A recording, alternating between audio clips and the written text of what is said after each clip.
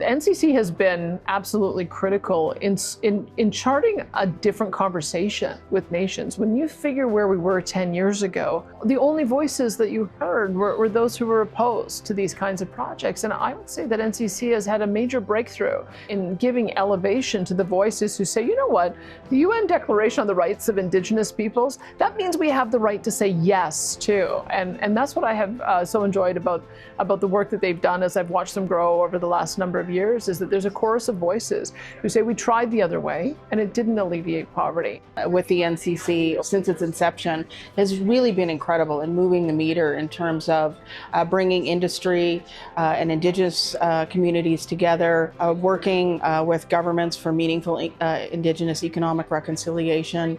In Kitimat, there's the Canada LNG plant that's gone in. A $40 billion project, Canada's biggest private project in history. This is on the traditional territory of the Haisla people. One of the things that's very different with this is that their leader, Crystal Smith, took ownership of this project. So the Haisla are the owners of this project.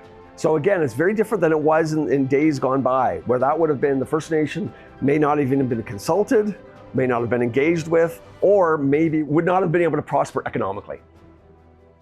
Obviously, Indigenous partnerships are absolutely critical to continue to develop resources, and we've come a long way in those partnerships, and we can go even further.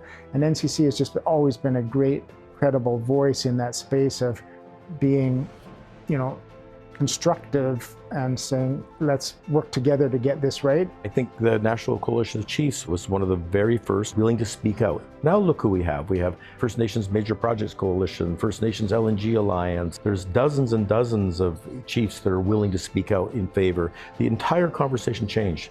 NCC was certainly our go-to in terms of mentorship, if you like. The way they organize it, it feels very real. They've obviously got good networks. And they're very concrete, and they're not, as I say, it's not looking for sympathy or anything. They make a really good business case. They're not asking for handouts. It's about doing something concrete for people now.